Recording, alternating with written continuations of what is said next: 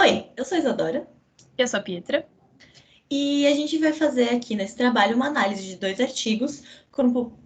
Ambos os artigos têm propostas pedagógicas de uso de história no ensino da física. A gente vai fazer uma diferenciação entre esses dois artigos. A gente vai caracterizar eles entre antiga historiografia da ciência e moderna historiografia da ciência.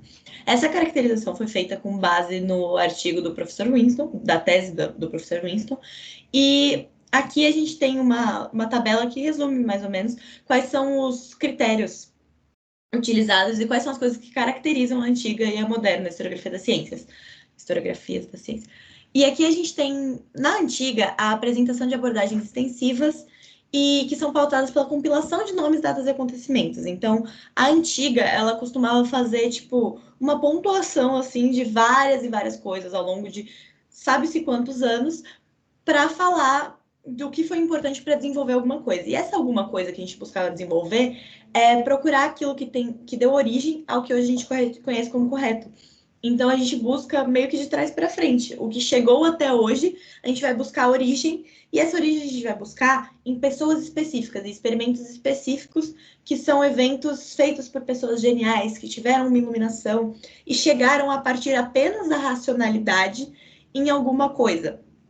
E a crença é que nessa antiga historiografia da ciência, existe uma crença na existência de um caminho assertivo em direção à verdade. Ou seja, se desconsidera o papel de erros e de elementos extracientíficos, como, por exemplo, a fé dessas pessoas, isso é desconsiderado. E é considerado também que existe um processo linear de evolução da ciência, no qual a gente só vai adicionando coisas novas e melhores para chegar na ciência de hoje em dia.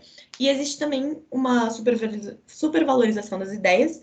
Então, de novo, falando que o experimento e a teoria da ciência, eles são internos à ciência, eles não dependem do que é externo. A gente ignora também, além das coisas extracientíficas, a sociedade e o contexto no qual a pessoa está inserida. E a antiga historiografia da ciência também costuma ver a Grécia Antiga como origem do conhecimento de natureza científica. Então, a mãe da ciência, existem tipo, muitas fontes de origem que remontam da Grécia Antiga e vão para os dias de hoje.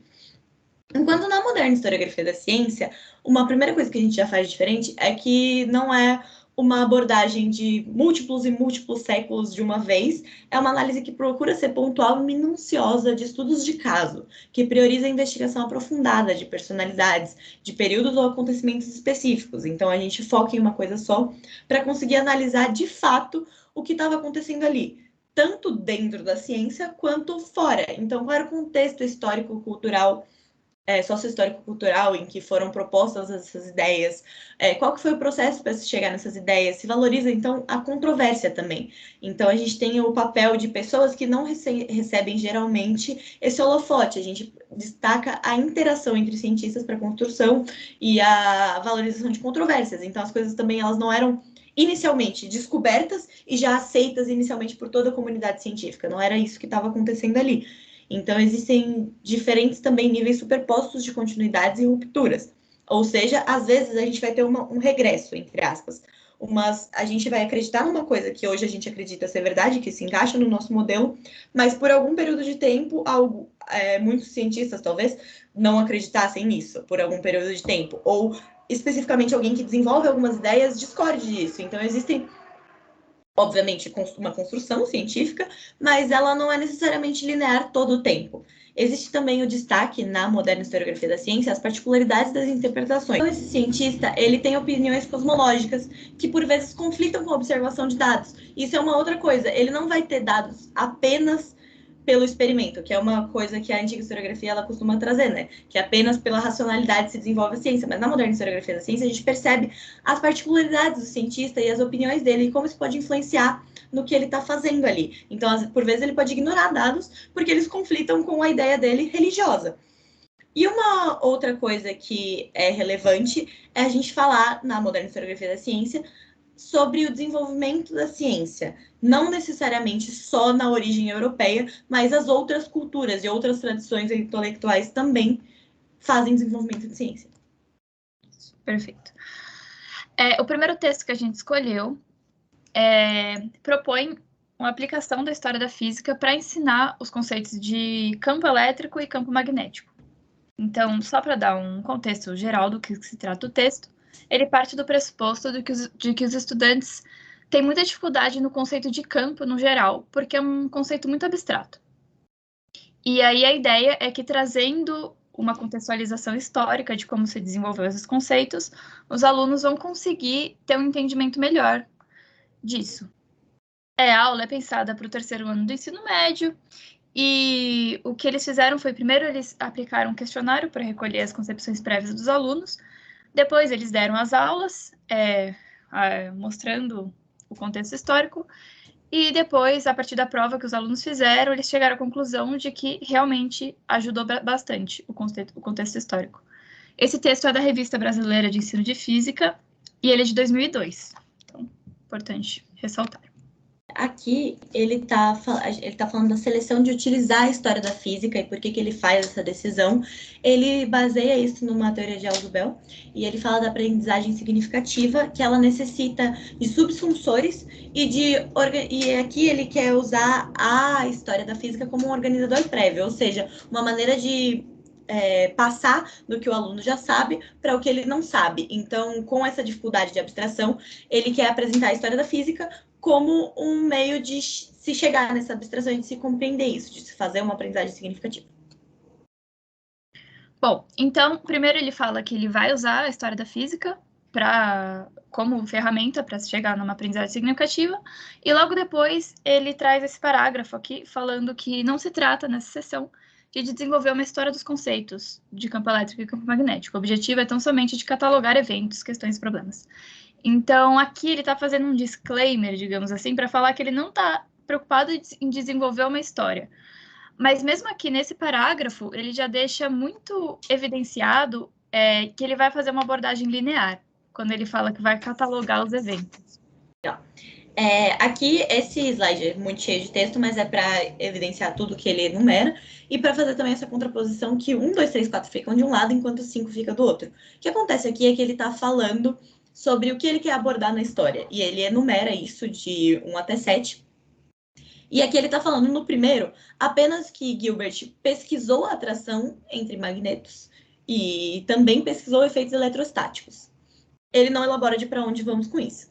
Ele fala também, então, de Otto von Guericke, que realizou um experimento, e ele fala que ele aproximava os corpos, eles se repeliam. De novo, não fala aqui nem da teoria, do que ele propôs sobre isso, nem para onde vamos com esse experimento, nem de onde veio a ideia para isso. E aí, isso se repete nos outros aqui, só que ele fala agora que Dufay criou uma explicação. Ele fala que ele supôs. Desculpa. Ele fala que Guericke ele fez os experimentos e ele fala que Dufay supôs que existiam dois tipos de eletricidade, resinosa e vítrea. E aí, no Franklin, ele fala que o Franklin supôs que a eletricidade era um fluido. Isso são só afirmações sobre o que aconteceu. E embora talvez elas historicamente estejam corretas, elas não chegam em nenhum lugar, não se faz uma análise. É apenas uma enumeração enciclopédica. Isso é bem característico da antiga historiografia da ciência.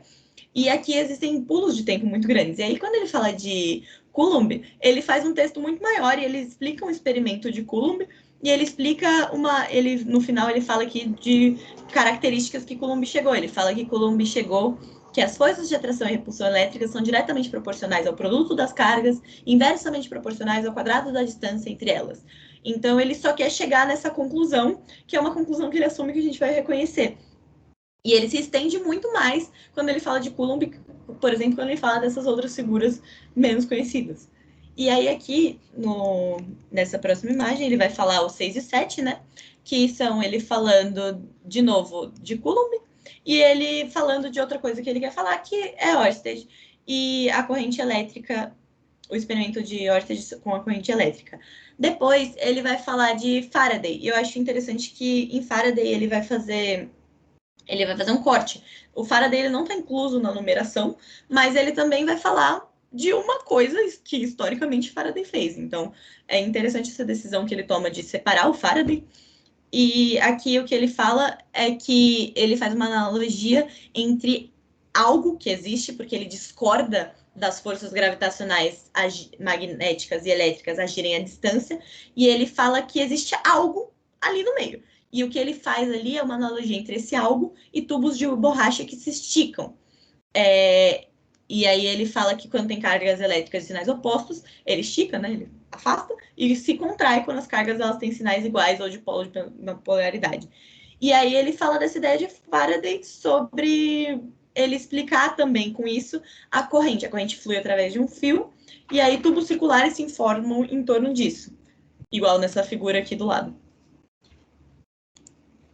E aí, nessa parte, ele traz uma parte importante, interessante, que ele fala que o pressuposto de forças elétricas magnéticas agindo à distância eram aceitas, mas eram criticadas por Faraday. E aqui ele poderia trazer uma controvérsia, né? Falar que Faraday criticava e que tinha uma controvérsia, mas não, ele só traz essa concepção para falar que ele sugeriu outra coisa. Então ele acaba forçando aqui uma linearidade da história, onde aparentemente não teria. Então aqui é mais uma evidência do quanto ele enxerga linearmente a história, e quanto ele apresenta dessa forma. Legal.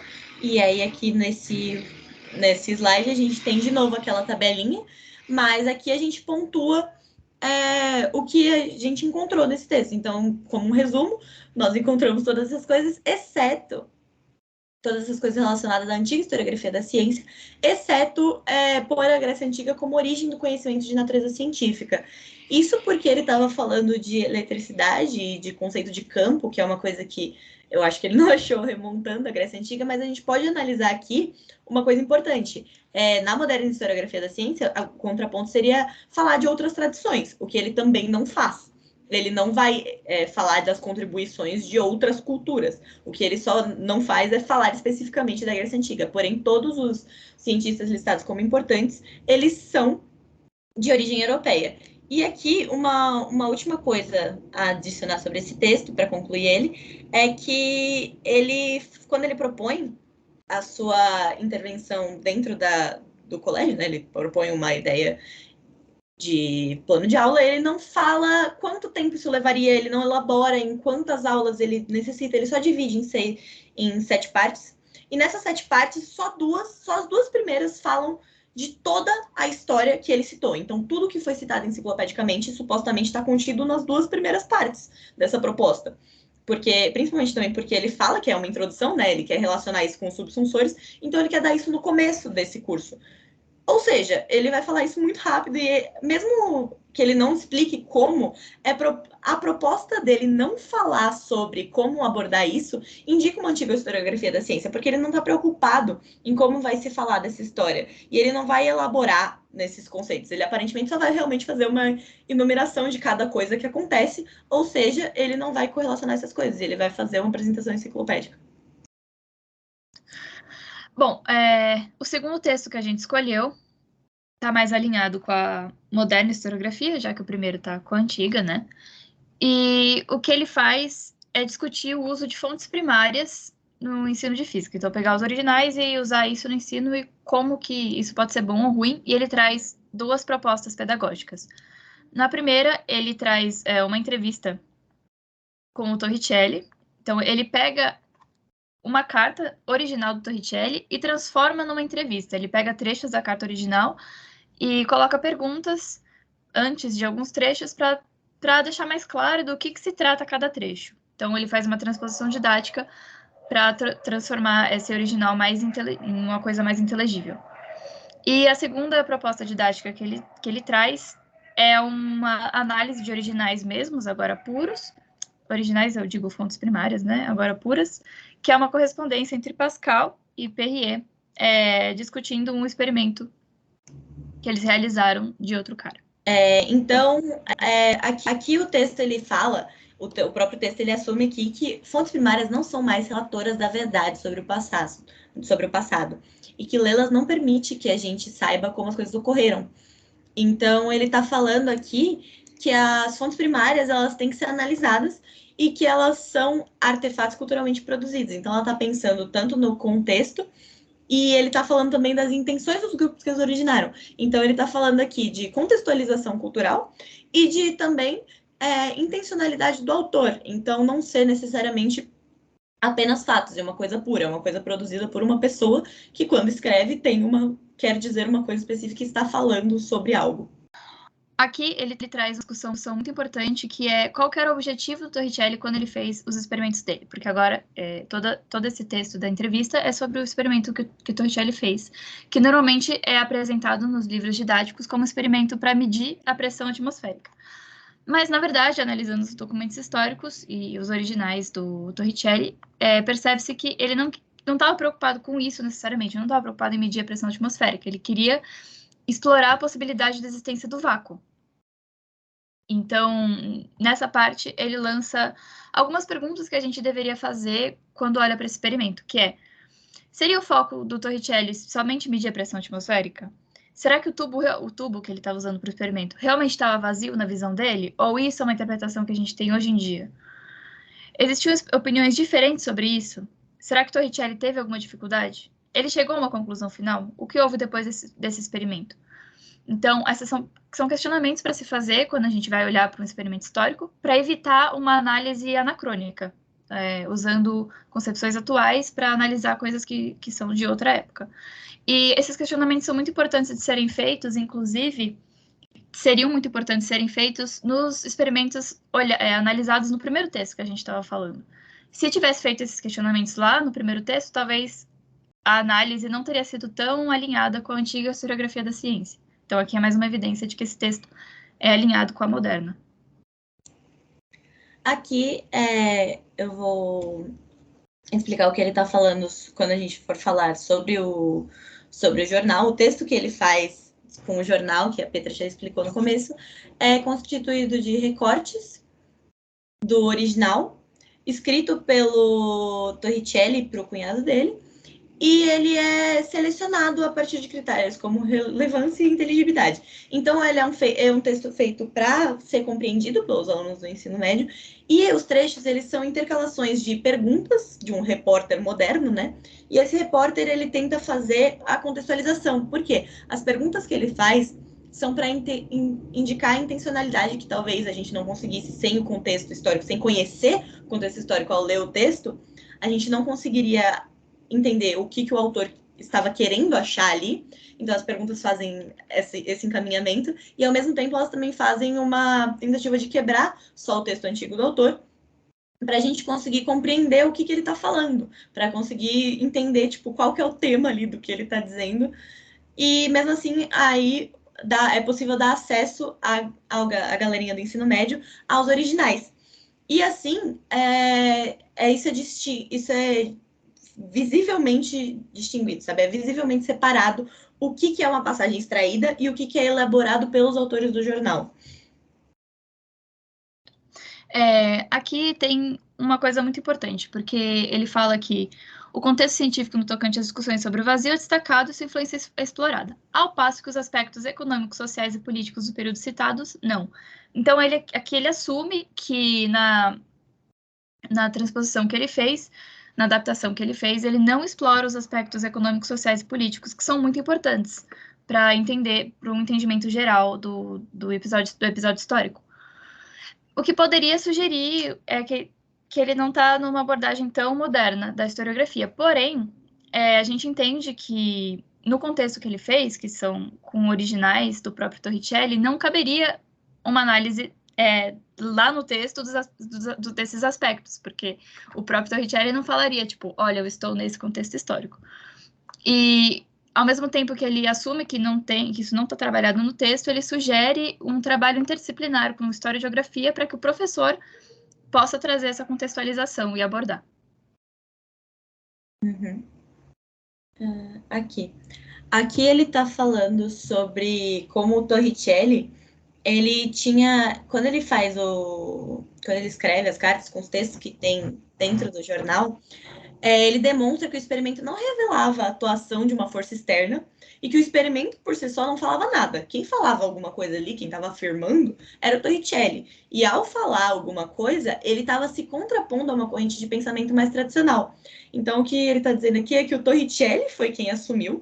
Então, a ciência ela é feita pela pessoa, é uma coisa que acontece, não necessariamente ele tirou do experimento, então ele fez uma conclusão ali, e fala que o ponto de vista dele era dissidente, então não foi inicialmente aceito, imediatamente aceito, e não era concordando com tudo que tinha. Então ele está falando aqui da questão da polêmica, da questão da discussão, que não é trazida numa visão de antiga historiografia da ciência.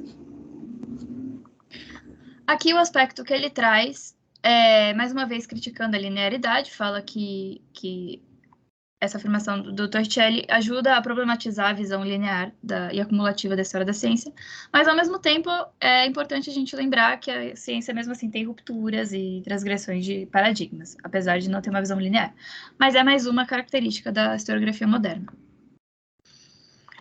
Outra característica que ele traz mais para frente é o caráter humano da pesquisa científica. Porque na hora que você faz todas as discussões que ele traz, você percebe que o pesquisador, assim como os alunos, também tem perguntas, hesita, tem dúvidas, e não é uma figura 100% centrada e perfeita que trabalha com experimentação e um método científico.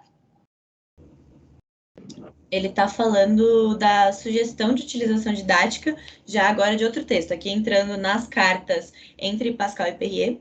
Ele está falando sobre, dentro dessas cartas, existe a possibilidade de se abrir uma discussão sobre a construção coletiva do conhecimento e articulação entre teoria e experimento. E ele está falando aqui também que se pode perceber numa perspectiva diacrônica o diálogo entre passado e presente, e a gente também vê dentro das cartas a presença de religioso. Então aqui ele está falando sobre existir a influência externa da religião, que também é uma característica da moderna historiografia da ciência. Nesse slide aqui, ele está falando sobre a questão de Pascal e Perrier ser muito mais fácil encontrar imagens de Pascal e encontrar informações sobre Pascal do que Perrier. Isso é relevante para abrir uma discussão sobre a importância da colaboração e a importância de pessoas que não são trazidas ao holofote. Então, de novo, uma característica de moderna historiografia da ciência. E aqui ele está falando sobre a colaboração do Perrier. Aqui também, nesse próprio slide, ele fala da importância de que a ciência seja percebida como produção humana. Isso aqui, na parte da conclusão, já ele fala que a utilização de episódios históricos vem sendo reforçada como caminho, e ele advoga que a ciência seja percebida como produção humana, construída coletivamente por seres humanos e não por gênios isolados. E ele fala da necessidade de a gente entender a natureza da ciência a partir da natureza dos embates científicos. Então, ele está falando sobre a abordagem histórico-filosófica e fazer uma abordagem que, em todas as suas características aqui, acaba por ser moderna. Então, só para resumir, a gente reconhece que esse texto se alinha muito aos preceitos da moderna historiografia da ciência, cumpre basicamente todas as características, com exceção do reconhecimento de importância de outras tradições intelectuais no desenvolvimento. Então, mas esse é um aspecto que acho que vai um pouco além da historiografia, envolve outras questões de racismo e de eurocentrismo, que claramente não foi uma preocupação para o autor. Mas como todos os outros aspectos estão de acordo, a gente ainda considera um texto alinhado à moderna historiografia. Exato. E como também uma outra característica específica da moderna historiografia da ciência é a questão da análise pontual e minuciosa de estudos de caso. Então, aqui a gente tem 2 estudos de caso específicos e correspondências específicas. Então, de fato, ele não entra na colaboração externa, né? Na colaboração de outras culturas.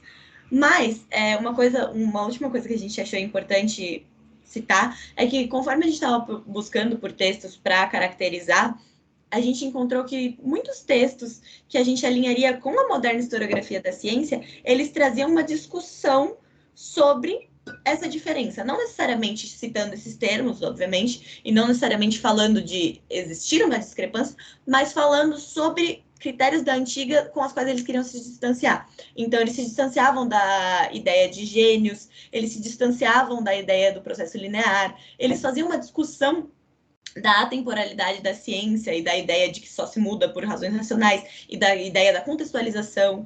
E isso foi uma coisa que a gente encontrou nos textos de moderna historiografia, mas nos de antiga historiografia da ciência, que tinha uma visão da antiga historiografia da ciência, eles não faziam essa discussão, eles simplesmente utilizavam o que eles utilizavam.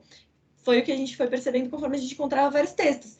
Então, aparentemente, a tendência é, se você faz uma pesquisa crítica e você faz uma análise crítica do que você está fazendo, isso acabava entrando dentro da moderna. Enquanto a antiga, ela é uma tendência, entre aspas, natural. Ela é uma tendência do que se acontece, do que a gente viu quando a gente não estuda a historiografia da ciência para para abordar a história no ensino. Desculpa. É isso, então? É isso.